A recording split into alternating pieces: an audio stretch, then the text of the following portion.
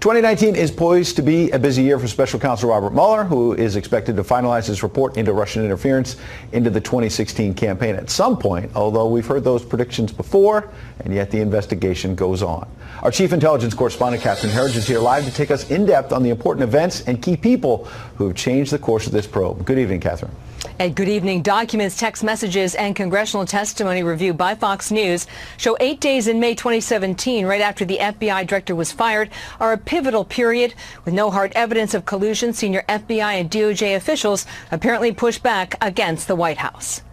He unfortunately had to fly back to Washington unexpectedly. On May 9, 2017, then FBI Director James Comey left a Los Angeles recruiting event after learning on TV that President Trump fired him. The White House released a memo from Deputy Attorney General Rod Rosenstein to justify Comey's termination. Quote, "I cannot defend the director's handling of the conclusion of the investigation of Secretary Clinton's emails." I told the president, "Mr. President, with all due respect, you are making a big mistake." Our Democratic colleagues complaining about the removal of an FBI director whom they themselves repeatedly and sharply criticized. Media accounts later portrayed Rosenstein, just 2 weeks into his job overseeing the Russia probe, as badly shaken. With Comey out, Andrew McCabe took over as acting FBI director. Hours after the Comey news broke, then FBI agent Peter Strzok and FBI attorney Lisa Page texted, "We need to open the case we've been waiting on while Andy is acting. We need to lock in redacted in a formal chargeable way soon." While it's not clear what case Strzok and Page discussed, it's widely reported to be an obstruction case involving the president. The New York Times was first to report that on May 16th, Rosenstein met with McCabe, Page, among other department officials, where he allegedly discussed secretly recording the president and invoking the 25th Amendment. Rosenstein later denied the account, with an unnamed source claiming he was speaking in jest. Mr. Baker, did you think the Deputy Attorney General Rod Rosenstein was serious about recording the president? Page and McCabe consulted FBI General Counsel James Baker. In October, Baker told House investigators that Page and McCabe said Rosenstein was not joking. It was the actions and it was the words of McCabe that led Baker to believe that this was very serious. Also on May 16th, Robert Mueller, who was FBI director after 9/11, interviewed with President Trump to replace Comey. The following day, Rosenstein appointed Mueller as special counsel. Mr. Mueller, are you investigating the president? Everybody, even my enemies, have said there is no collusion. Recent non-public testimony revealed that Russia collusion was still unproven when Mueller was appointed May 17th to continue the investigation, 10 months after the FBI initially opened the case. Lisa Page's testimony, I can say, is consistent with a lot of other testimony. And like Page, Comey said of the Russia case, quote, "When I was fired as director, I still didn't know whether there was anything to it."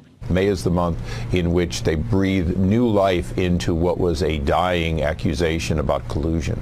Well, it's not publicly known where the question of collusion stands. Since May 2017, the Mueller team has either indicted, convicted, or gotten guilty pleas for more than 30 people, but none of these public cases allege coordination between the Russian government and the Trump campaign, Ed. Catherine Herridge live here in Washington. Thank you, Catherine. You're welcome. America's mayor, Rudy Giuliani, and also now President Trump's attorney. Thanks for being here. Good morning and Happy New Year. Thank you very much. Great job, by the way. We appreciate you having us. Appreciate it.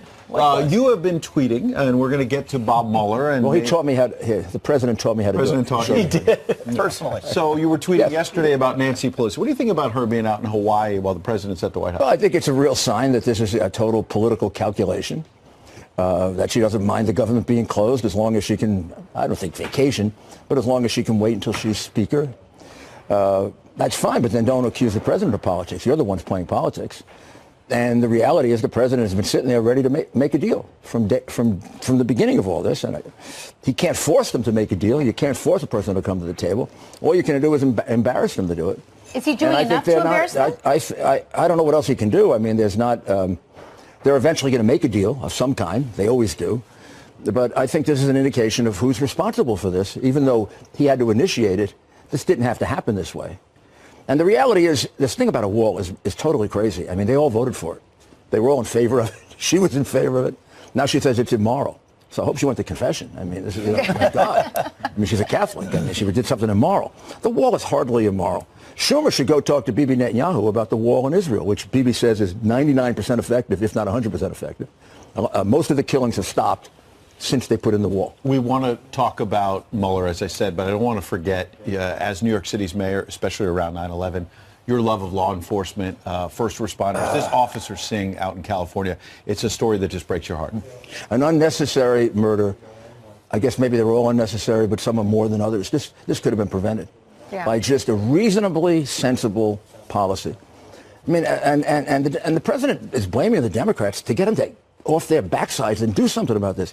They voted against legislation that would have absolutely prevented this by focusing on gang members. And that legislation wasn't there. There wasn't a focus on gang members. I mean, he should have been taken in for being a drunk driver. I mean, drunk drivers kill people. And how many people have been killed by drunk driving illegal immigrants? Yeah. More than you'd like to know. But the fact is, there was special legislation to focus on gang members. Most of the Democrats voted against it. Almost every Republican voted for it. Had that legislation been in place, this murder may very well not have happened. And that's why there are consequences to your legislative action or inaction. And that's a fair conclusion by the president. Now, I think this is going to keep happening. Right. And I think we also have to understand that the nature of immigration has changed. People leaving Guatemala, El Salvador, Honduras, countries I've all been in, and two of whom I've done security work in. They're very desperate people, that's true. That's one side of it. The other side of it is the murder rate in those countries is astronomical. Mm-hmm. I mean, they don't even know the number of murders because they can't find the bodies. Mm-hmm. Some good work is being done, and not just by me, but others, to try to reduce it. But so you have that. Then you got the legitimate people leaving. They all get confused together. And then you got the terrorists sitting there saying, hey, we can sneak somebody in with them. Yeah. Now, if you're a good MS-13 member or a good terrorist, you're not going to take advantage of that? You'd have to be a fool not to take advantage of it. The only fools are the ones who are voting against it. Right. Our people that don't realize that a caravan, even if it's mostly decent people, can be compromised and will be compromised by gangs, by terrorists, by ordinary criminals, just the way the Mariel boat lift happened way back. And we're in an era that's very different now. We didn't have terrorism back in the 80s when Reagan had to deal with this. We have terrorism now. Or we certainly didn't fully understand it. Or as a domestic matter. Yes. And it wasn't at the level of organization, concern. And the reality, they realize they can hit America. Yes, and migrants shouldn't be determining who comes in. It should be us determining who we want. Even the legal, exactly. the legitimate people should come in legally. Absolutely. What are we doing to encourage them to come in? We're making them criminals. Yeah. Yeah. So let's shift gears. You've said, we've heard predictions for well over a year now, because this investigation by Bob Mueller's gone on for some time, as you know better than anyone. And we've heard, well, it's going to be done by Thanksgiving. It's going to be done by the end of the year.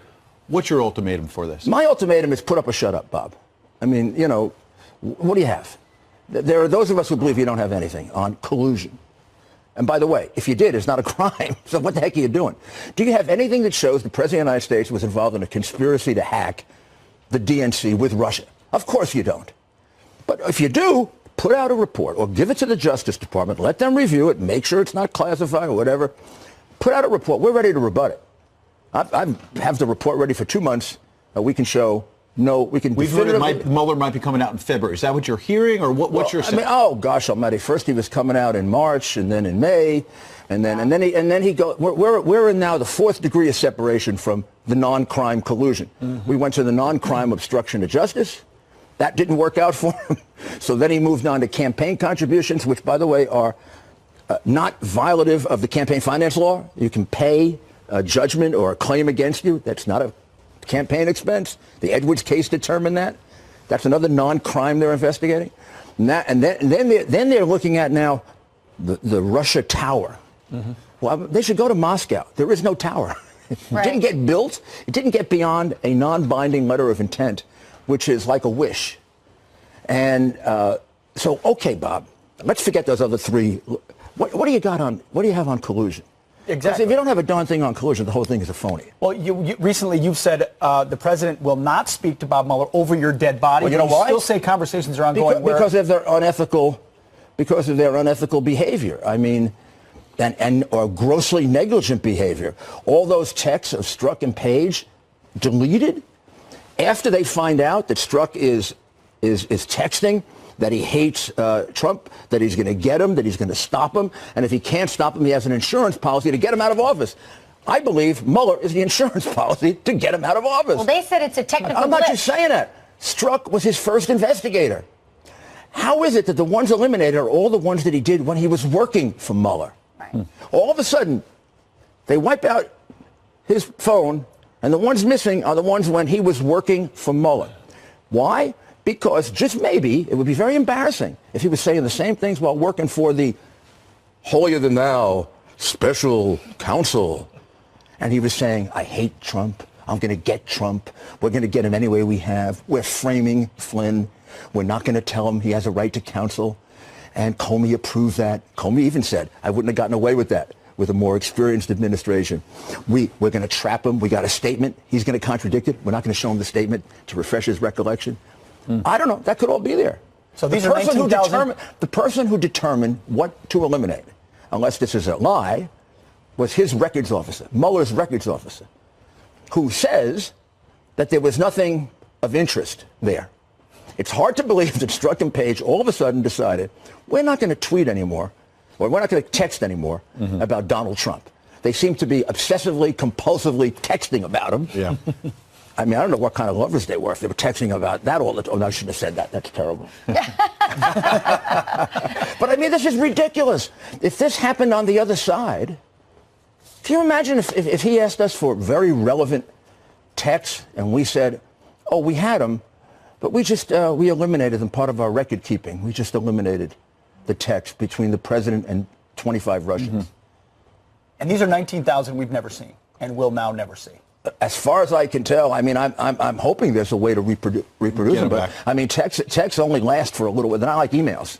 I do this work, cybersecurity work, and texts are hard to get. I mean, that's legitimate. You recently said accepting stolen property is not a crime anyway in another interview. And some thought you were opening the door to the idea that stolen property in the form of hacked emails may have been accepted by the Trump campaign and that you were trying to say, no. Here, it's a First Amendment issue, right?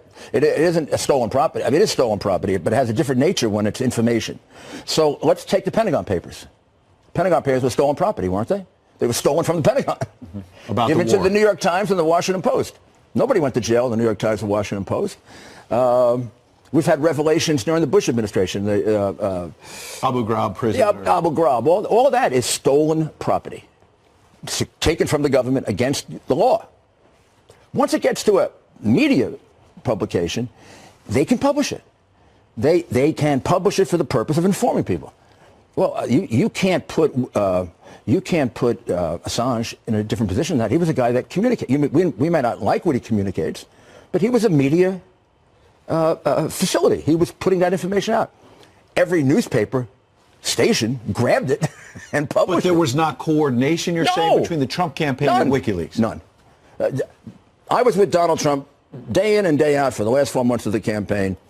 He was as surprised as I was about the WikiLeaks disclosures, sometimes surprised to the extent of, oh, my God, did they really say that? We were wondering, is it true or not? They never denied it. The thing that's missing here is the thing that really got Hillary is not so much that they were revealed, but they were true. She actually had people as bad as that, and she really was cheating on the debates. She really was getting from Donna Brazile the questions beforehand. She really did completely screw Bernie Sanders. Every bit of that was absolutely true. Just like the Pentagon Papers put a different view on Vietnam, this put a different view on Hillary Clinton and prevented the country from getting a president who was deeply flawed. Not right to hack, still a crime. People who did it should go to jail. But no press person or person disseminating that for the purpose of informing did anything wrong. All right, it's equal time. Scaramucci was just here saying the Mets are winners. What say you about the Yankees? Good luck. Easiest line of all time. You know the Mooch is a good friend. I love the Mooch. And I have a lot of Met friends who are good friends of mine, even relatives. And I have deep pity for them. I feel sorry for them, and I love the Mets and the National League. I root for them, and I feel sorry for the Met fans, but hey, you can't beat 27 world championships. Mr. Mayor, happy New New Year. Only 2. That's true. We'll have to leave on that note. I like it. Appreciate it. Happy New Year. Absolutely. Happy New Year, Mayor.